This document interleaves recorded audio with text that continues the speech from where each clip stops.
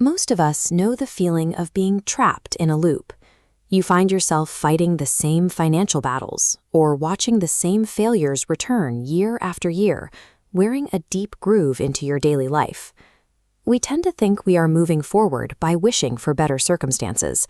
However, many people continue to recycle inherited behaviors and emotional states, reproducing the same world from the shadow of their past. Esoteric thinkers like Helena Blavatsky identified a hidden law governing this stagnation. They observed that humans are often victims of their own silence, emitting a frequency even while they sleep. These loops persist because we are taught to receive reality rather than project it. We interact with the world as if it is something happening to us, rather than something radiating from us. Modern manifestation often emphasizes intense desire, but when you operate from a state of needing, your frequency broadcasts lack. You are telling the universe that the thing you want is currently missing. The universe acts as a mechanical mirror, reflecting not having back to the individual, reinforcing the lack they want to escape. Ancient initiates taught reality is emitted through sustained frequency. This alters the boundary of what is possible, shaping the field to match the source. Attracting is the act of begging the universe from a state of missing. Emitting is the act of commanding the substance of the universe through inner certainty. This process relies on the fact that matter is energy whose frequency has been slowed down. When a thought is sustained with enough intensity, it acquires the density needed to penetrate the universal field and take a visible shape. The spoken word serves as the primary tool for this densification. Ancient traditions recognized language as a configurational tool used to organize the elements of the world. Chaldean priests practiced dictum condectum, the act of pronouncing words from specific vibrational states. They believe that sound, when emitted from inner coherence, influences the auric plane, the subtle substance that precedes physical form. We can see this in everyday speech. Statements like, "My luck never changes," function as instructions to the field. You aren't describing a fact, you are ordering a specific reality to remain in place.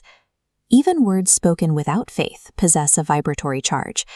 Because the universe responds to the constant vibration rather than the conscious request, idle negativity continues to sculpt future experiences. Every utterance acts as a seal on your destiny. This is why great initiates guarded their words as strictly as a priest tends a sacred fire, ensuring every sound served a creative purpose. Visualization functions as a geometry of resonance. It is the practice of seeing with the inner eye until the mental image becomes stable enough for the physical world to align with it.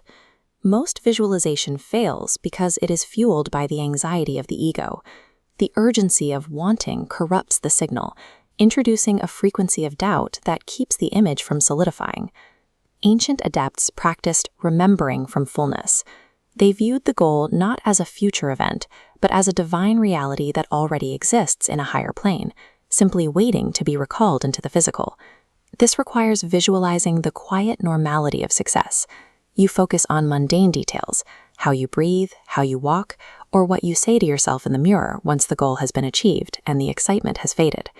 Inhabiting this normality strips away the hunger of the ego.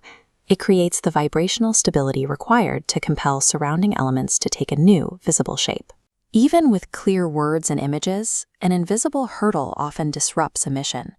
This is the shadow, a collection of unexpressed emotions and hidden beliefs.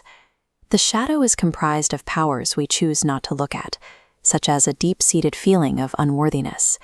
It continues to emit signals and write orders in the background without our conscious permission. This unconscious frequency acts as the primary programmer of your life. It is responsible for the recurring failures that seem to return regardless of how much you wish for change. To reclaim control, you must interrogate these hidden corners. Identifying the shadow and naming it prevents it from operating autonomously, bringing those hidden signals into the light of your presence.